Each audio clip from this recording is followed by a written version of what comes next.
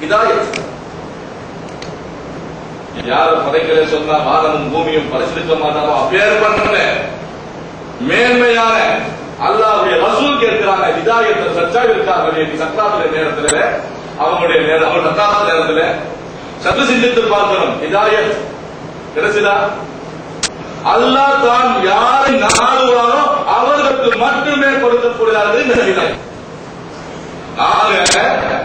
ஹிதாயத் என்ற இந்த மேன்மையான இந்த பொக்கிஷம் இருக்கு, மகத்துவமான இந்த சூழலுக்கு அல்லாஹ் தான் நாடுவர்களுக்கு மட்டுமே கொடுத்திருக்கிறார். நபிமார்கள் ரசூல்மார்கள் கேட்டும் கிடைக்காத ஒன்று இருக்குது சொன்னா அது ஹிதாயத். இது அல்லாஹ் தஆலா உங்களுக்கும் நமக்கும் இந்த வாழ்க்கையை கொடுத்திருக்கிறார் சொன்னா நாம் அந்த ஹிதாயத்தை எந்த வகையில நம்மளோட வாழ்க்கையில நாம எடுத்துக்கிறோம், இந்த ஹிதாயத்துடைய வாழ்க்கையை எந்த வகையான அறிவுகளை கொண்டு வந்திருக்கிறோம். இது மேன்மையான முஸ்லீமுடைய மார்க்கத்தை இப்ராஹிம் அலைஹி வஸலாத்து வஸலாம், இஸ்மாயில் அலைஹி வஸலாத்து வஸலாம் அவர்கள் இரண்டு காபத்துல்லாஹ்வை நிர்மாணம் கட்டி முடித்தவுடன் அல்லாஹ் கேட்கிறாங்க துஆ. என்ன கேட்டாங்க? யா அல்லாஹ், நாங்கள் ஹயாத்துடைய காலத்தில், யா அல்லாஹ் நாங்கள் ஹயாத்துடைய காலத்தில் முஸ்லீமாக வாழ்ந்து மரணிக்கக்கூடிய நேரத்திலும் முஸ்லிமான முறையில் மரணிக்க எங்களுக்கு உதவி செய்ய சொல்லி கேட்டாங்க. அப்படிப்பட்ட முஸ்லீமான மார்க்கத்தில் வாழ்ந்துட்டு நாங்க இந்த முஸ்லீமுடைய மார்க்கத்தை முஸ்லீம் சொல்லக்கூடிய வாழ்க்கையை வாழ்ந்துட்டு இருக்கிற நாம அந்த அல்லாஹ்வுடைய அந்த மேன்மையான அந்த நியாமத்துக்கு எந்த வகையில நன்றி செலுத்திருக்கோம்? சற்று சிந்தித்து பார்க்கணும். இது சாதாரண விஷயம் இல்லை, எல்லாருக்கும் கிடைக்கக்கூடியது இல்லை. நபிமார்கள் ரசூல்மார்கள் எதை கேட்டாலும் அவர்கள் யாருக்கும் கொடுக்க முடியாத ஒரு விஷயம் இருக்கு சொன்னா அது ஹிதாயத். இந்த ஹிதாயத்தை அல்லாஹ் சுப்ஹானஹு வ தஆலா நமக்கு எல்லாம் கொடுத்திருக்கிறான் சொன்னா நாம எந்த வகையில இதை நமக்கு கொண்டு வந்திருக்கிறோம்? சகோதரர்களே, இஸ்லாமிய சகோதரர்களே, பெரியவர்கள், உங்க மத்தியில எனக்காகவும் கேட்டு இதை நாம எந்த வகையில் வாழ்க்கை கொண்டு வந்திருக்கிறோம்? இந்த மேன்மையான இந்த ஹிதாயத்துடைய வாழ்க்கையை நமக்கு அல்லாஹ் இருக்கிறாங்க. நாம எந்த முறையில இஸ்லாமுடைய வாழ்க்கையில முஸ்லீமான வாழ்க்கையில எந்த முறையில நம்முடைய நாட்டை செலவாயிருக்கு? ஒவ்வொரு நாளும் தூக்கத்திலிருந்து எந்திரத்திலிருந்து ஒவ்வொரு நாளும் 24 மணி நேரமும் நம்மளோட வாழ்க்கை முஸ்லீமுடைய வாழ்க்கையில இஸ்லாமுடைய வாழ்க்கையில தெரிஞ்சுட்டு இருக்கா? யோசிக்கணும். இது நம்ம ஒவ்வொருத்தரும் நடந்து நாமே கேட்கணும். காரணம் அல்லாஹ் மேலான பாக்கியத்தை கொடுத்துட்டான். நாளைக்கு ஏன் மனுஷர் மைதானத்துல உங்களுக்கு நான் ஹிதாயத்தை கொடுத்தனே, எல்லா மக்கள் மத்தியில உங்களை முஸ்லீமா ஆக்கினேனே, எல்லா மக்கள் மத்தியில உங்களை பெருமையுள்ளவராக ஆக்கினேனே, எல்லா மக்கள் மத்தியில உங்களுக்கு எப்பேற்பட்ட நியாமத்துகளை கொடுத்தேன். அல்லாஹ் கேட்பாரு. அல்லாஹ் தஆலா நம்மள 4 இடத்துல நம்ம பெருமைப்படுத்தினான். ஒன்று இருக்குது, ஹஜ்ரத் ஆதம் அலைஹி வஸலாத்து வஸலாம் அவர்களை மண்ணை கொண்டு படைக்கக்கூடிய நேரத்தில் மலக்குகள் கேட்கும் போது இவர்களை படைக்கிறதுனால குழப்பம் உண்டாகுமே என்று கேட்கும் போது அல்லாஹ் சுப்ஹானஹு வ தஆலா நம்மளை பெருமைப்படுத்தியிருக்கிறான்.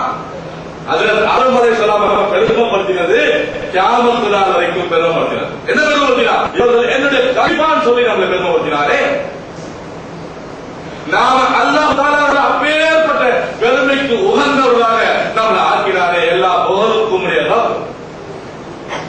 நாம எந்த வகையில இதை விளங்கு? இரண்டாவது, மேன்மையான ஹிதாயத்தை கொடுத்திருக்கிறாரே. ஏகத்துவத்தை விளங்குறதுக்கு, வணக்கத்துக்குரியவன் அல்லாஹ் ஒரு புத்தம் தான் ஈமான் சொல்றதுக்கு, பார்க்கிறது, கேட்கிறது, பேசுறது, பயப்படுறது, நமக்கு எதுல ஒரு ஆதாயம் கிடைக்குமோ அதன் மேல, எதுல நஷ்டம் வருமோ அதன் மேல, எதுல பயம் வருமோ அதன் மேல எல்லாம் அதையெல்லாம் வணங்கக்கூடிய சூழ்நிலையில ஏகத்துவமாகிய அல்லாஹ் வணங்கக்கூடிய மேலான மார்க்கத்தை நமக்கு கொடுத்திருக்கிறாரே. இந்த நம்ம கொடுத்த இரண்டாவது மேலான பொக்கிஷமாச்சு. இதற்கு நாம எந்த வகையில நாம அல்லாஹ் இடத்துல நன்றி செலுத்தி இருக்கிறோம்? அல்லாஹ் இடத்துல நாளைக்கு இது கேள்வி கேட்கப்படுமே, அந்த நேரத்தில் நாம என்ன சொல்ல போறோம்? மூன்றாவது அல்லாஹ் நம்மளை பெருமைப்படுத்தியிருக்கிறான். இஸ்லாமிய சகோதரர்களே, பெரியவர்களே, மூன்றாவதாக அல்லாஹ் சுப்ஹானஹு வ தஆலா அந்த நிறுவப்பட்டிருந்தான் என்ன உம்மதே முஹம்மதியா. ஹஜ்ரத் ஈசா அலைஹிஸ்ஸலாத்து வஸ்ஸலாம், ஹஜ்ரத் மூசா அலைஹிஸ்ஸலாத்து வஸ்ஸலாம் அல்லாஹ்ட்ட கேட்டிருக்காங்க, யா அல்லாஹ் எங்களுக்கு அப்பேற்பட்ட பாக்கியம் கிடைக்கலையே, அவர் உன்னுடைய ஹபீப் முஹம்மது ரசூலுல்லாஹி ஸல்லல்லாஹு அலைஹி வஸல்லம் அவருடைய உம்மத்தாக பிறக்கிறதுக்குள்ள பாக்கியம் எங்களுக்கு கிடைக்கலையே அப்படின்னு சொல்லி ஏறக்கூடிய சூழ்நிலையில நாம அல்லாஹ் சுப்ஹானஹு வ தஆலா உம்மத்தை முஹம்மதியாக பிறக்க வச்சேன். நம்ம எந்த வகையில அந்த அல்லாஹ்வுடைய ஹபீப் 24 மணி நேரம் துக்கமும் கதையும் இந்த உம்மத்துக்காகவே வாழ்க்கையை தியாகம் பண்ணாங்களே, இறுதி மூச்சு வரைக்கும் உம்மத்தி உம்மத்தி சொன்னாங்களே, நாம எந்த வகையில அவங்களுடைய உம்மத்தா இருந்து இந்த முஸ்லீம்கள வாழ்க்கை வாழ்ந்துட்டு இருக்கிறோம். நாலாவது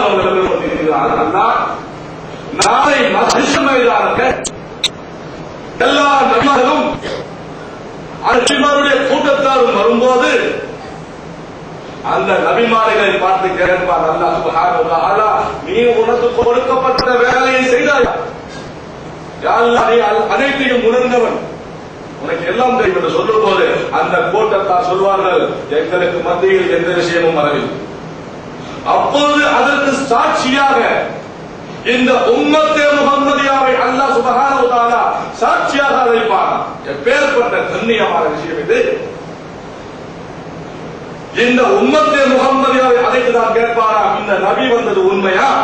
இந்த நபி அவருடைய உம்மத்திற்கு அச்சமூடி எச்சரிக்கை செய்தது உண்மையா என்று கேட்கக்கூடிய நேரத்தில் இந்த உம்மத்தே முஹம்மதியா சொல்வார்களாம், யா அல்லாஹ், இந்த நபி வந்தார்கள், இவர்கள் உம்மத்துக்கள் மத்தியில் அவர்கள் கூட்டத்தார் மத்தியில் அச்சமூட்டி எச்சரிக்கை செய்தார்கள் என்று சொல்வார்கள். அப்போ அந்த உம்மத்துக்கள் கேட்கப்படுமா, இவர்களுக்கு பின்னால் வந்தவர்கள் தானே சொல்வார்கள். இந்த உம்மத், யா அல்லாஹ், உன்னுடைய திருவேதமாகிய குர்ஆன் அதை நாங்கள் படித்தோம், அது நபிமார்கள் வந்த விஷயங்களை சொல்லியிருக்கிறாய். யா அல்லாஹ், நீ சத்தியமானவன், உன்னால் இறங்கின குர்ஆன் உன்னுடைய வேதம் சத்தியமானது, உன்னால் அனுப்பப்பட்ட முஹம்மது ரசூலுல்லாஹி ஸல்லல்லாஹு அலைஹி வஸல்லம் அவர்கள் சத்தியமானவர்கள், அவருடைய உம்மத்தாக நாங்கள் இருக்கிறோம். ஆக அல்லாஹ் சுப்ஹானஹு வ தஆலா நமக்கு 4 விதத்தில் நம்மை பெருமைப்படுத்தியிருக்கிறார். ஆக நாம் எந்த அளவில் நம்முடைய வாழ்க்கையில் முஸ்லீம் பெயர் வைத்திருக்கிற நம்முடைய வாழ்க்கையில் இந்த இஸ்லாமிய மார்க்கத்தில் தீனுல் இஸ்லாம் ஆகிய இந்த மார்க்கத்தில் நாம் என்ன முறையில் நம்ம வாழ்க்கை கலந்திருக்கிறது என்று சொல்லக்கூடிய நானும் யோசிக்க வேண்டும், எல்லோரும் யோசிக்க வேண்டும். காரணம் இது மகத்தானது. அல்லாஹ் சுப்ஹானஹு வ தஆலா சொல்லியிருக்கிறார், என்ன, நீங்கள் நல்ல முறையில் இந்த வேலையை செய்வீர்கள், இல்லையென்றால் பாரம்பரிய சமுதாயத்திலிருந்து அவர்களை அழைத்து வருவேன். அல்லாஹ் அந்த மேலான பாக்கியத்தை அவன் குர்ஆன் சத்தியமானது, அந்த சத்தியத்திற்கு காரணமாக என்னை உங்கள் மத்தியில் அல்லாஹ் தஆலா அத்தாட்சியாகிறார். ஆதலால் இந்த மேலான இந்த ஈமானுக்கு முக்கியமான இந்த ஏகத்துவத்தை அல்லாஹ் கொடுத்திருக்கிறார். ஏகத்துவப்படி அதை நம்முடைய வாழ்க்கையில் ஈமான் கொண்டு உதடுகளை சொல்லி உடம்பால் அமல் செய்து நல்ல ரஹ்மான் பொருளக்கூடிய வாழ்க்கை நமக்கு ஏற்படுவதற்காக. அடுத்தபடியாக இந்த மேன்மையான இந்த மார்க்கம் மற்ற ஏதாவது வேதங்கள் அல்லது வேதம் என்று சொல்லக்கூடிய புத்தகங்களில் சொல்லப்பட்டிருக்கிறதா, அப்படி ஏதாவது ஒன்று இருக்கிறதா? சொல்லி இருப்பதால் மட்டும்தான் நாம் ஈமான் கொள்ள வேண்டும் என்றால், அப்படி சொல்லி இருக்கிறது என்று சொல்லும் போது நமக்கு இன்னும் பெருமையாக நாம் கடைபிடிக்கக்கூடிய மார்க்கம் இருக்கிறதே மற்றவர்கள் மத்தியிலும் சொல்லப்பட்டிருக்கிறது என்று கேட்கும் போது நமக்கு நாம் கொண்டு வந்த மார்க்கம் நமக்கு இன்னும் அதன் மேல் ஈடுபாடு ஈமான் அஸ்தமாவதற்கு வாய்ப்பாக இருக்கிறது. அந்த அடிப்படையில் உங்கள் மத்தியில் வேறு சில விஷயங்களும் சொல்ல வந்திருக்கிறது.